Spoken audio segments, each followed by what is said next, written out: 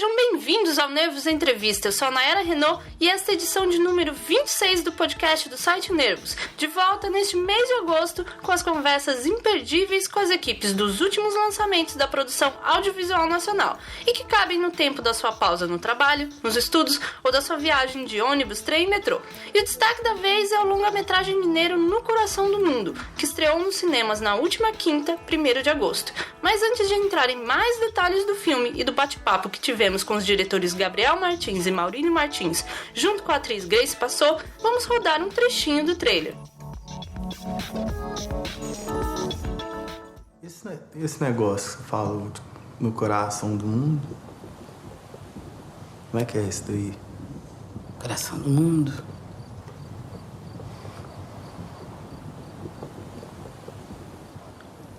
É o próximo lugar. É pra onde a gente quer ir. Melhor, muito melhor. É onde a gente quer pisar. Pra onde vai o desejo da gente. Aqui não é mais meu coração do mundo, não. Já foi. Não é mais. Acabou. Vou ficar com saudade de você demais. Agora eu quero o próximo lugar. Só isso.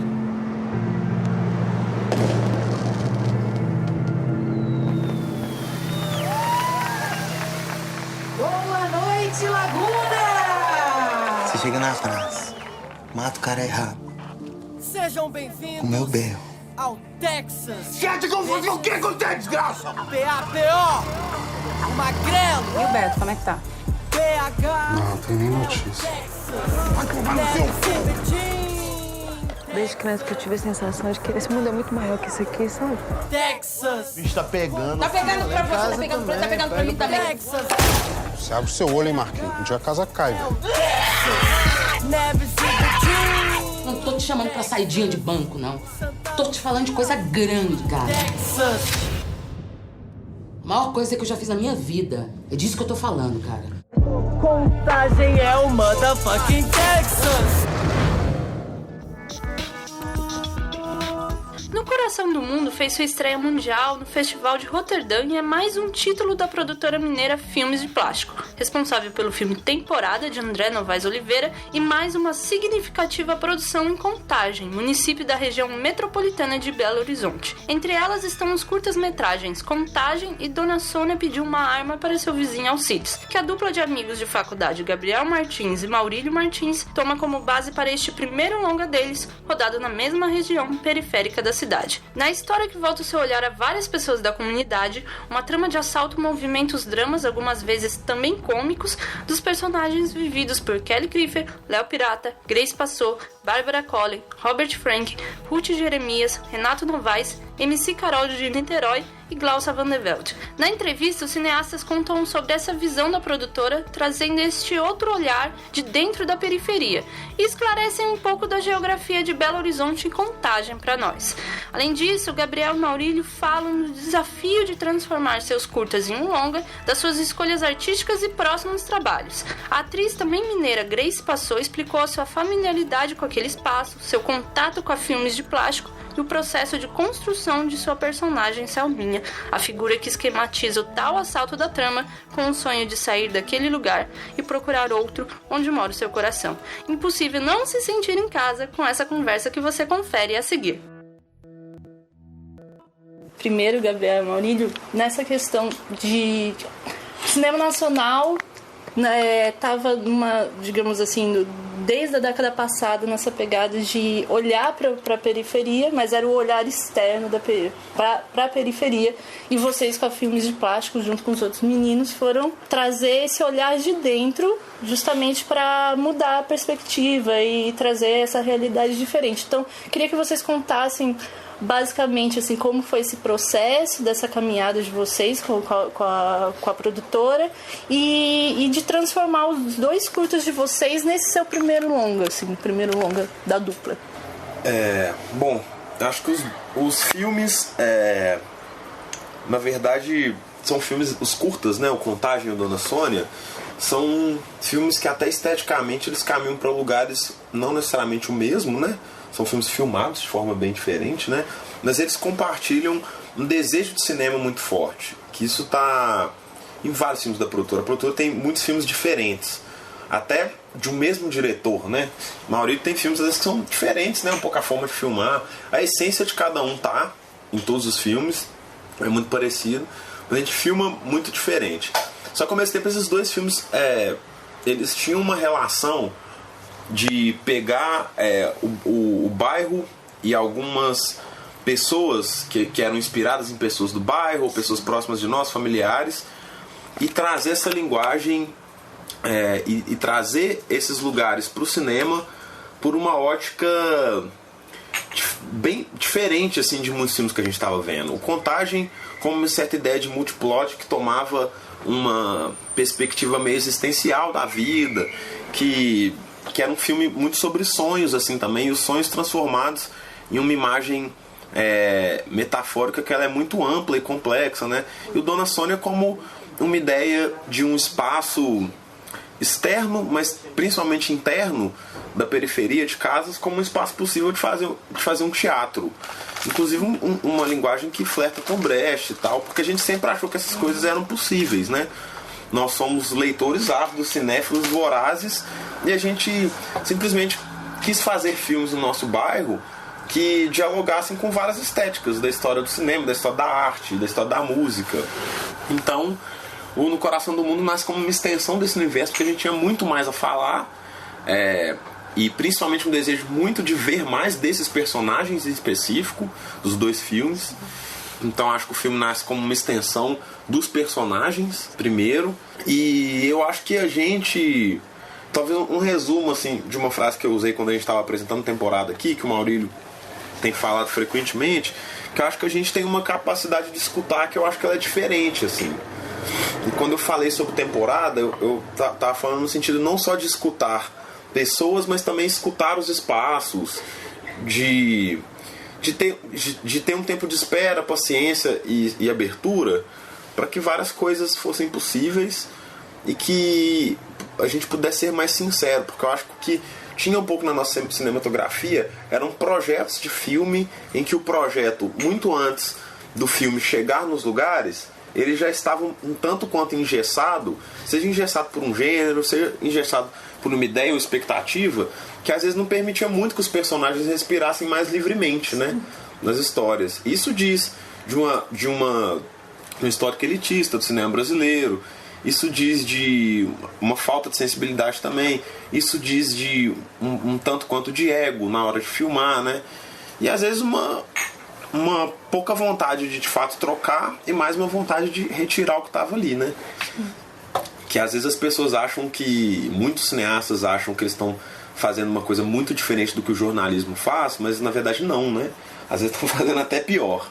Então eu acho que a gente vem um pouco desse lugar porque, não só por uma questão de criatividade, mas que a gente também deu um passo raro na periferia, que é conseguir adentrar nesse universo. Porque a gente não pode esquecer que nós somos privilegiados, né? A gente está num lugar que a gente conseguiu formar no curso superior, trabalhar com cinema, fazer vários filmes. Claro, muito pelo nosso talento e nosso trabalho duro, os filmes deram certo, a gente continua aqui trabalhando com isso, mas a gente poder voltar lá no lugar onde a gente cresceu e filmar nossos amigos é um privilégio, né? É uma coisa rara, assim, né? De acontecer. Então, na verdade, isso diz respeito à nossa dignidade também, né? Não só a forma como a gente quer, porque a gente nem dá pra falar essas pessoas somos nós, né? São a nossa família, assim, são as pessoas que a gente ama, são as pessoas que a gente respeita. Então quando a gente tá fazendo os filmes dessa forma, é nada menos como um gesto de respeito com a gente mesmo, assim, né? Nem diria só com o bairro, com as pessoas que estão ali, mas com a gente mesmo, entendendo, claro, que a partir do momento que a gente domina o cinema, tem pequenos distanciamentos, né? Inclusive com os nossos pares ali, porque o cinema é uma arma de poder muito grande, né? Então isso também é um processo novo de entendimento, mas no fim das contas é tudo uma coisa muito natural de diálogos que eu e o Maurílio temos desde o nosso primeiro dia de aula na faculdade em 2006, assim. Sim. E que só eu acho que vale o friso, eu faço questão de falar, e eu vou continuar na resposta, é que também o nosso acesso à universidade se dá por bolsas, né? Eu vou com uma bolsa integral do ProUni e o Gabriel vai com uma bolsa da faculdade porque ele passou em primeiro lugar no vestibular. Então ambos cursaram o curso de cinema sem efetuar nenhum tipo de pagamento, então isso possibilitou que ficássemos, né, até o final do curso sem nenhum tipo de problema. Não deixa de ser um privilégio, porque é um número muito pequeno de pessoas que acessa isso, né? Acaba que a gente conseguiu chegar nesse funil e conseguimos, enfim, sair ali e com a sorte de poder voltar, né? E aí eu acho que a questão do ônibus foi muito importante, que eu e o Gabriel a gente voltava de ônibus e é uma distância de mais ou menos uma hora e pouco. O ônibus que vai até a nossa região e saindo do centro de BH. No nosso caso a gente pegava dois, a gente pegava um da faculdade que era no outro ponto da cidade de Belo Horizonte, ia até o centro, e do centro de BH a gente ia até, então era um caminho que levava aí quase 2 horas, e a gente conversava muito, e eu lembro que uma conversa que era recorrente, e aí vem em resposta ao que significa o nosso cinema, o que é o nosso cinema, que um dos questionamentos que a gente fazia, não era nem um questionamento, na verdade era quase uma constatação de que a gente queria muito ver novos rostos, novos corpos, novas histórias na tela do cinema. Quando veio, aí começamos, né, a fazer os filmes e tal, eu acho que um exemplo disso é quando nós fomos rodar o Dona Sônia. Sim. E aí é um filme todo encenado, né? Um filme muito bem armado. Ele tem ali um texto que é um texto que exige uma concentração maior, e eram os 2 personagens idosos, e que a gente fazia questão que esses personagens fossem pessoas da região ou pessoas que tivessem alguma comunicabilidade com o espaço. Então encontramos a personagem dessa maravilhosa Dona Ruth, né, que veio a ser a Dona Sônia, e aí precisávamos encontrar o Alcides. E aí um dia eu conversando com a minha irmã mais velha, e falei com ela, a gente está procurando um personagem e tal, com essas características. E aí a minha irmã, não é nada de cinema, tem, enfim, outra formação, minha irmã vira e fala assim, por que você não testa o seu Delardino? Porque na cabeça da minha irmã também aquilo era possível. Ela não... Uma que ela não duvidou do trabalho, tipo, nossa, vocês são loucos, vocês estão procurando pessoas ditas comuns, né? Ela não só fez isso, mas como ela ainda fez uma coisa que foi incrível, que ela falou, ela alertou, o Delardino. Fez o casting perfeito. Perfeito. Aí eu comentei com o Gabriel falou, vão lá ver. Quando chegamos lá, vimos, o Gabriel falou, cara, é isso mesmo. E é isso, aí o Delardino foi pro cinema, fez o curta, voltou no longa, agora vai pela primeira vez no cinema, dia 1º, assistir o filme. Então tem um pouco isso, assim. Mas isso também não permitiu que a gente, por exemplo, quando nós voltamos para filmar No Coração do Mundo, infelizmente as cenas não ficaram no filme, não por ele, não ficaram por questões de estrutura de montagem, mas a atuação dele é brilhante, a gente quer colocar na internet, inclusive. O Delardino decorou roteiro. O Delardino, ele mesmo fala, ele é semi-analfabeto, ele tem dificuldade com leitura, ou teve em algum momento da vida, e o Delardino decorou falas, as atuações dele, e aí ele atua com o Ítalo. O Ítalo é um ator que é um grande ator de BH, tem feito cada vez mais filmes e novelas e séries, além do trabalho brilhante que ele tem no teatro.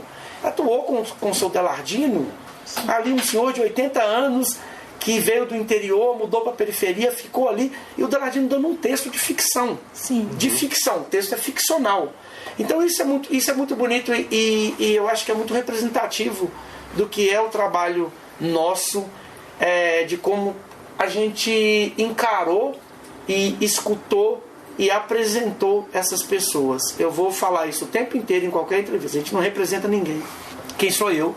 Eu não quero nunca pegar porque eu não represento nem a minha casa, minha família é toda da congregação cristã no Brasil, todo mundo tem nenhuma relação com arte, com nada, então eu não represento nem a minha família. Se eu vou falar, gente, eu sou representante da minha família, eu já estou errado, porque o grosso da minha família é religioso e eu não sou. Então eu não consegui representar nem a minha família. Sim. Eu não represento nem meu filho não fala português, é dinamarquês. Imagina, eu sou uma pessoa que não consegui representar ninguém. Eu mal me represento.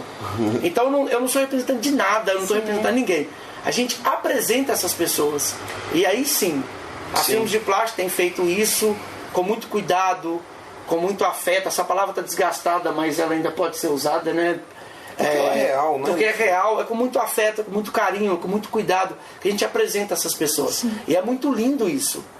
Porque... Só que a gente faz isso também sob uma chave ou a partir do que a gente ama e do que nos forma enquanto cineastas. Que esse amontoado de coisas, né? Gabriel e eu, apesar da diferença de idade, nós temos quase 10 anos de diferença, mas a gente tem uma formação que ela se parece em algum momento, que a gente gosta de tudo, né? Eu fui designer, eu toco porcamente saxofone, eu fui fotógrafo, eu fotografei casamento. Então tem uma série de coisas que a gente, por gostar de um monte de coisas, Gabriel é a mesma coisa, tanto que tá lá vários créditos no filme que ele assina, essa junção nossa, ela se deu muito em função disso. São duas pessoas que ficam criando, que tem ideias o tempo inteiro, que discute coisas o tempo inteiro, e aí acaba que essa autoria nossa, ela vem muito da junção. Sim. Então a gente joga um monte de coisa ali, e a partir disso que dá-se um filme. Não é o primeiro trabalho nosso fazendo junto. Sim. Já fizemos outras coisas. Eu acho que sempre tem a mesma característica. Então passa por esse ajuntamento de referências e que a gente consegue canalizar por sermos duas pessoas que amam pensar um monte de coisa ao mesmo tempo, né? Sim. Hiperativos, que escreve várias coisas ao mesmo tempo, quer fazer várias coisas ao mesmo tempo. Não à toa a gente escreveu, dirigiu e montou o filme. O Guto, ele entra brilhantemente na reta final, mas passa por isso e passa por esse carinho que está lá. Se alguém pegar a nossa monografia para ler, lá do TCC que nós fizemos em 2010, essas coisas já estavam lá. A gente já falava, a gente já citava o Apichatpong, que ele é a base da monografia. Aí dá para ver o quanto que a gente é doido. A gente fala de Contagem a partir do Apichatpong. E aí a gente falava sobre isso, da forma que com o carinho, o cuidado, e mais do que carinho e cuidado, ou junto com carinho e cuidado, a cuidade do olhar do Apichatpong para aqueles rostos, e a gente queria trazer isso para o nosso espaço. Sim. Então a gente coloca nesse espaço esse olhar, essa cinematografia, essa cinefilia voraz que o Gabriel falou bem, junto com esse cuidado que a gente mora ali. Então, sim, por a gente morar ali, a gente fala em primeira pessoa o tempo inteiro. A gente fala, eu para falar de um personagem, eu falo de mim. Eu para falar do Léo, por exemplo, que é o meu amigo que inspirou a Brenda, que ele não pôde fazer, eu falo de mim, porque a minha vida tá misturada com a vida do Léo. O Gabriel é a mesma coisa. Para ele falar das coisas que o move e que ele leva para o filme, ele também fala de si. Então não tem como. Eu acho que esse olhar, ou a chegada desse olhar, é distinta, porque a gente olha de modo diferente para essas pessoas também. A gente tem a bagagem, e essa bagagem é distinta da deles, né? A gente vai, a gente forma, a gente frequenta outros espaços, a gente começa a viajar com filmes, a gente começa a ser entrevistado. No meio termo, exatamente. Porque também o nosso olhar já é distinto. No meio de dois mundos, né? E aí começa a se questionar algumas coisas também. Né? Então eu acho que tá aí, e a representação disso no Coração do Mundo talvez seja a cena dos créditos, em que a gente coloca as pessoas para olhar para a câmera, sabe? Sim. Quebrando essa lógica da quarta parede mesmo, trazendo essas pessoas, as deixando ali enquanto representações, se apresentarem. Apresentarem, e a gente fazendo uma representação que é cinematográfica. Sim. Não tem ninguém ali se representando mas é uma representação cinematográfica, né? Elas se olham para a câmera. Bom, é isso. Acho que falei muito. E como foi para você então entrar nesse mundo deles? e já sendo o segundo trabalho, já com a produtora. E assim, são duas personagens, né, a Juliana Temporada e a Selminha, que estão nesse processo de mudança, assim, de desejo de mudança. Uma já, né, começando aquela vida nova, né, no Temporada, e essa buscando por outros meios totalmente diferentes, assim. Então, como foi a sua entrada com os meninos e trabalhar nesses dois? Então, No Coração do Mundo foi primeiro, né? E dentro do set eu conheci o André, e aí, por essa vivência de set, que ele me convidou para fazer a temporada. Então, foi o filme que me aproximou do trabalho deles.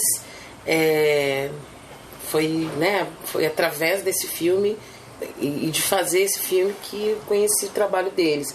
Já tinha ouvido falar, já tinha visto algumas coisas no site, alguns curtas e tal. Sim. E aí, já no começo, já quando a primeira conversa que eu tive,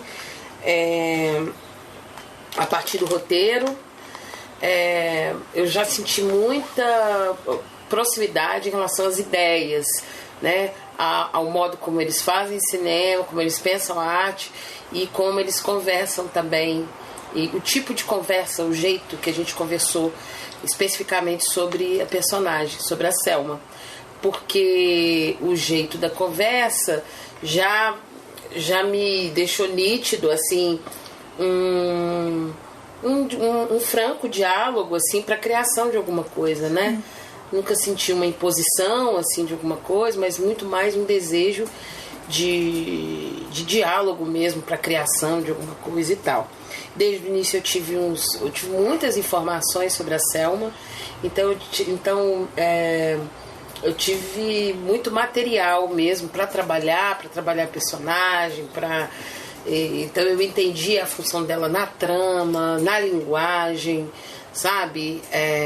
Eu sabia até como, eles me falaram até como eles começaram a pensar o personagem antes de mim. Então, todas essas informações e esse encontro, de modo geral, me detonaram, assim, uma familiaridade muito grande em relação a esse espaço, a essa história, ao jeito de contar essa história, ao jeito de fazer cinema e muitas outras coisas, assim, a própria as histórias das mulheres no roteiro eram muito, me chamou muita atenção, enfim, essa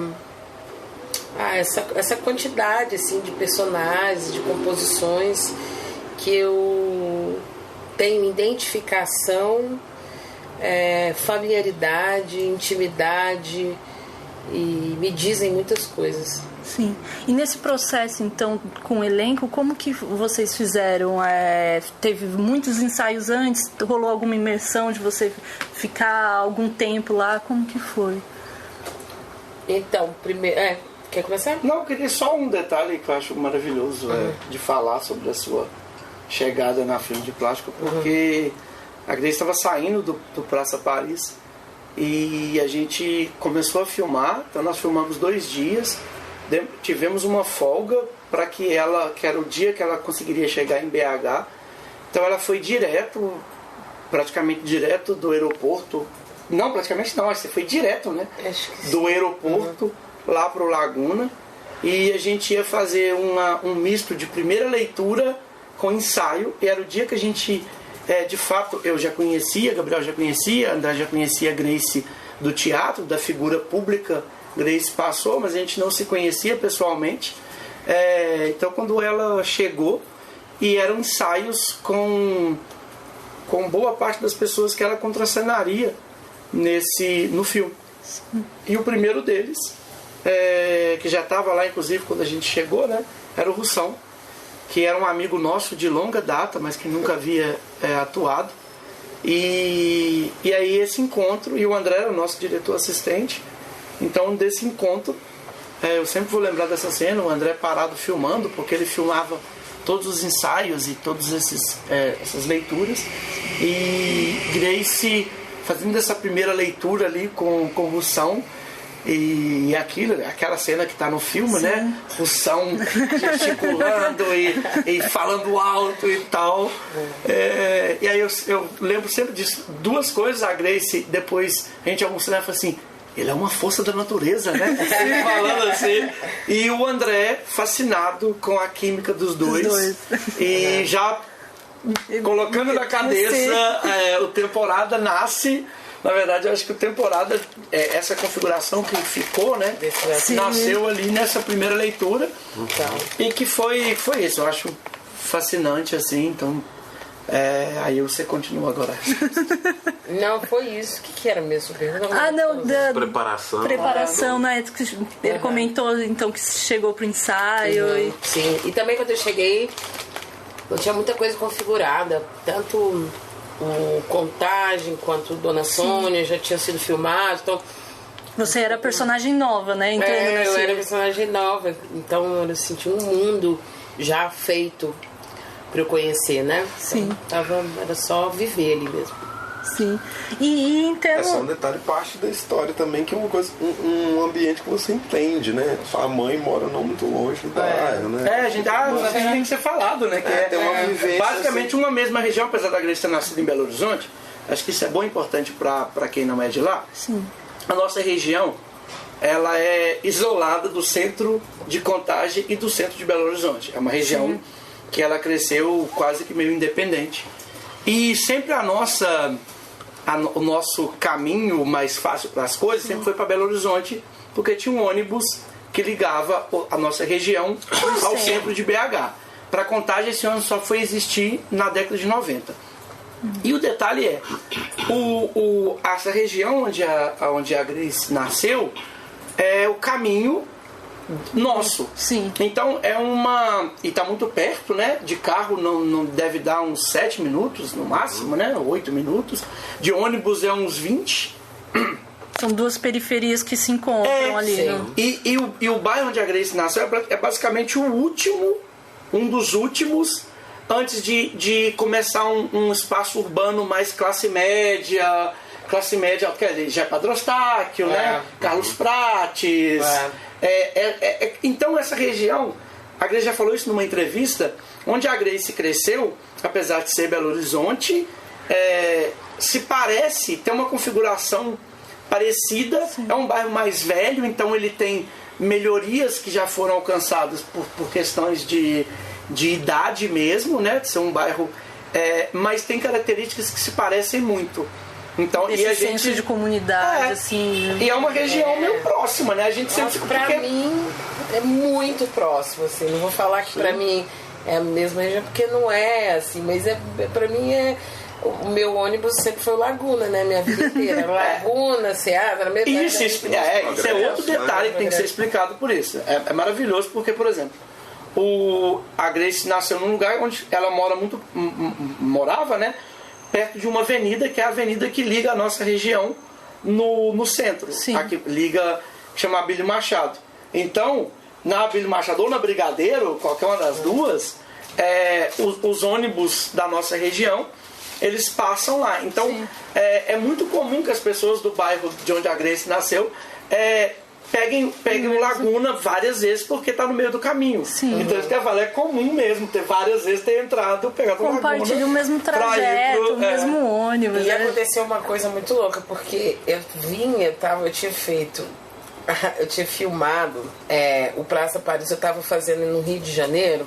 Sim. Tinha acabado de sair de uma história extremamente violenta, numa periferia carioca, numa favela carioca. Eu fiz aula na fono para neutralizar meu sotaque, porque eu tinha que ser uma carioca. Eu nem sei como eu vou fazer aquele filme, porque eu tinha todas as características que não podia ser, assim, tipo. E aí eu saí de uma periferia e fui, né, de um tipo de periferia e fui para outra periferia. Mas é isso, eu tinha acabado de passar, sei lá, mais de um mês filmando, assim, cenas muito violentas. Sim. Entendendo muito a mulher, assim, lendo sobre e vendo e observando muito algumas mulheres dos morros do Rio de Janeiro, neutralizando meu sotaque. Então peguei o avião e fui parar onde, gente? Em casa. Porque pra mim foi muito louco esse choque. Foi um choque onde sei lá, todos os elementos ali fazem parte da minha vida, infância, juventude, etc e tal. É claro,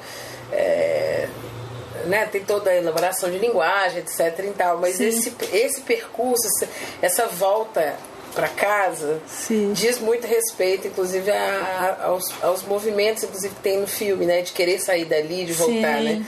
Como sair e voltar pode dizer muitas coisas, né? Esse resgate, memória, etc e tal.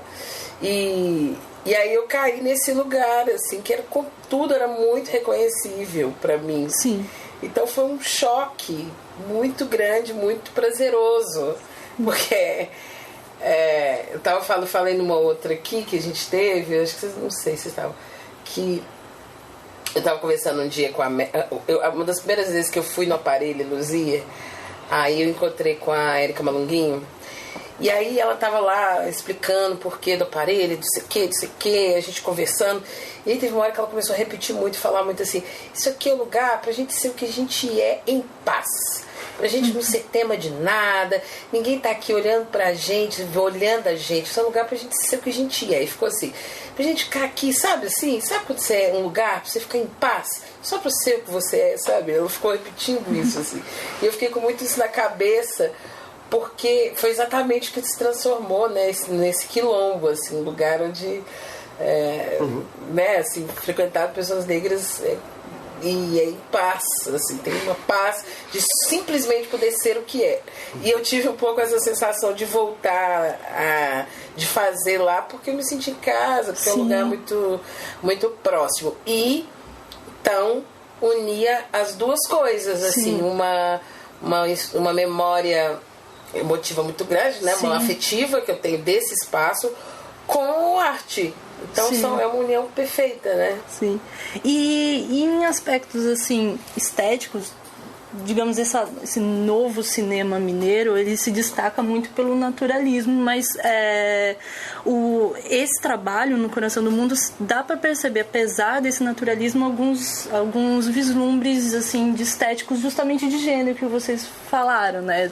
A cena mesmo com o Russo, todo esse remetendo a esse faroeste, ao Motherfuck Texas. Então eu queria que vocês comentassem. Eu acho que é isso, né? A gente estava até falando na entrevista anterior que essa multiplicidade de gêneros se dá muito por um gosto pessoal nosso, né? De gostar de ver muita coisa e ter vontade de explorar essas várias coisas, né? O Maurílio até citou um termo que a gente usou muito finalizando o filme, que era um filme maximalista, assim, porque ele trazia muitas referências juntas e ao mesmo tempo. E eu acho que talvez todo filme ele tem um ou vários gêneros, né? Ele tem no sentido de gêneros de coisas que são familiares de outros filmes, né? Mas talvez aqui a gente usa em um momento ou outro algumas demarcações mais claras, porque elas servem à história, né? De alguma forma. Eu acho que elas criam algum tipo de tensão, eu acho que elas criam elas comunicam sentimentos dessa forma e é interessante, né?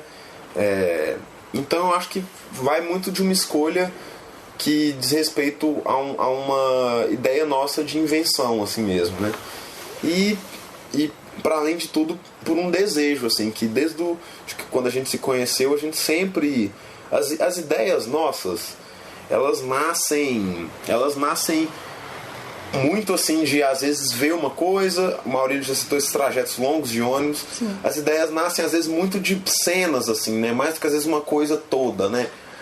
Cenas ou pessoas que a gente viu, ou um caso que a gente ouviu, seria massa um filme sobre isso, seria massa fazer um filme sobre isso, seria massa fazer um filme com essa pessoa.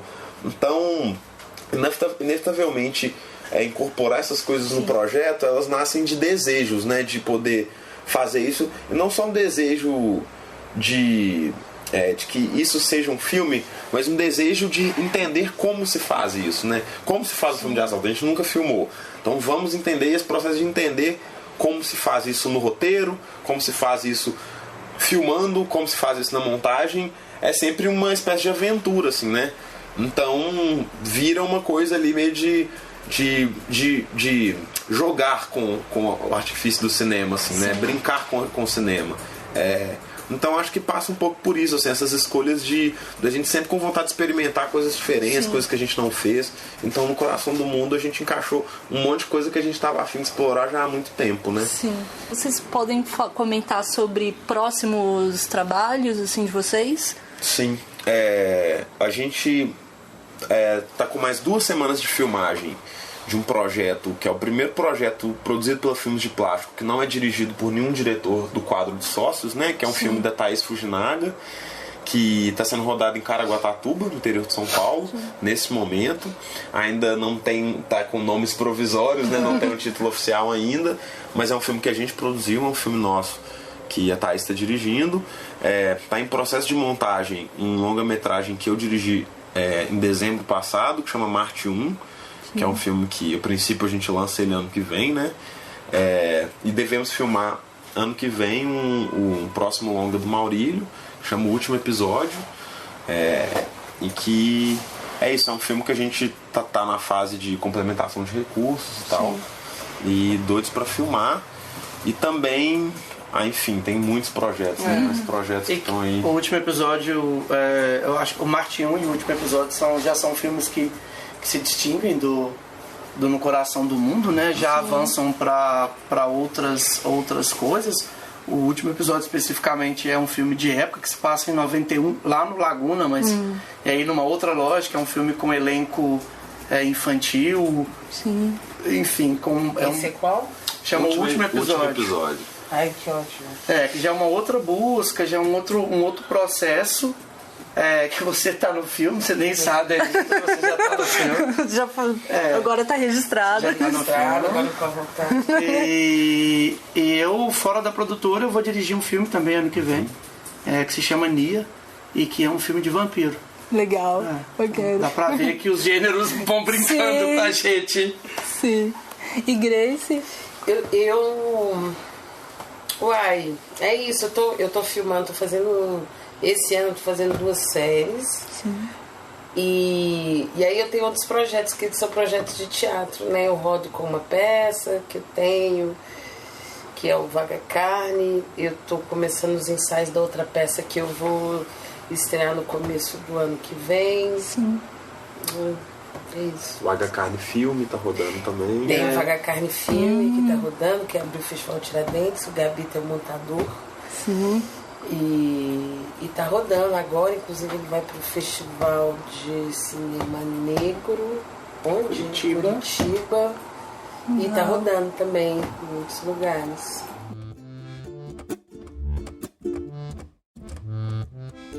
Bate-papo gostoso, né? Mas você sabe que ainda tem mais com Conexões Nervosas, nosso quadro de recomendações aqui do podcast. Os artistas indicam obras que estejam relacionadas de alguma maneira com o seu trabalho, como o Gabriel e o Maurílio fazem desta vez, enquanto eu dou a minha contribuição falando de podcasts dentro do tema. Então, se você gostou de No Coração do Mundo, também pode curtir Matador de Ovelhas. Matador de Ovelhas, que é um filme de um diretor chamado Charles Bournet, que ele na verdade influenciou não só no Coração do Mundo, tem uma homenagem explícita ao Coração do Mundo, então é legal as pessoas verem e depois tirem o Coração do Mundo e tentar achar onde estava a homenagem. Sim. Mas influenciou muito fortemente o cinema do André Novaes também, e é um filme que não é tão visto, né, aqui no Brasil. Acho que é bom chamar a atenção, que é isso, Matador de Ovelhas, do Charles Bournet.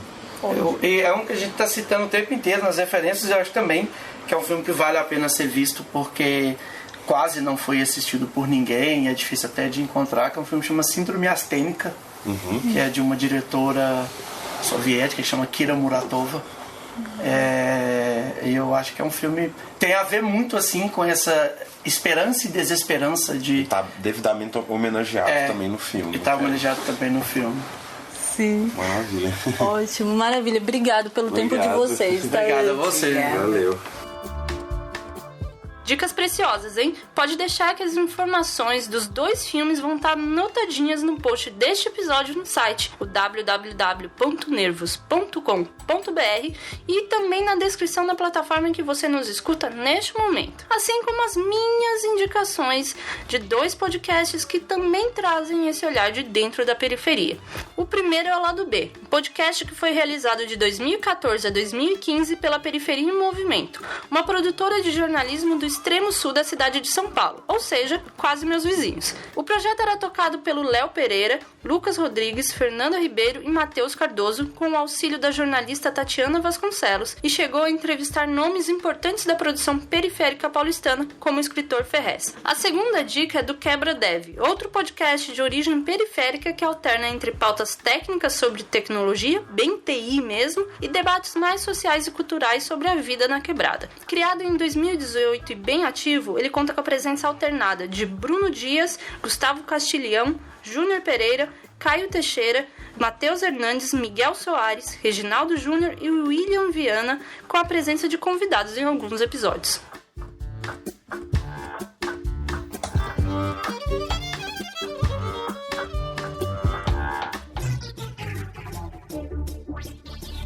E assim termina o 26º Nervos Entrevista, destacando o filme No Coração do Mundo, em cartaz em todo o Brasil, com distribuição da Embaúba Filmes desde 1º de agosto. Consulte a programação dos cinemas na sua região e fica aqui o toque para o pessoal de São Paulo sobre a sessão especial e debate que vai rolar nesta terça, 6 de agosto, no IMS Paulista, com a presença justamente do trio que você pode conferir neste episódio. E você também pode ouvir essa e as edições anteriores do Nervos Entrevista no Spotify, iTunes, SoundCloud, Google Podcasts, no seu feed ou disponível também para download lá no site. No Nervos você ainda tem mais conteúdo sobre cinema, TV, música, enfim, cultura no geral. Se gostou, curte e compartilha. Se viu onde podemos melhorar, comenta ou escreve para o Nervos Site, tudo junto, nervossite@gmail.com, pois queremos atender bem para atender sempre. Obrigada pela audiência e até a próxima!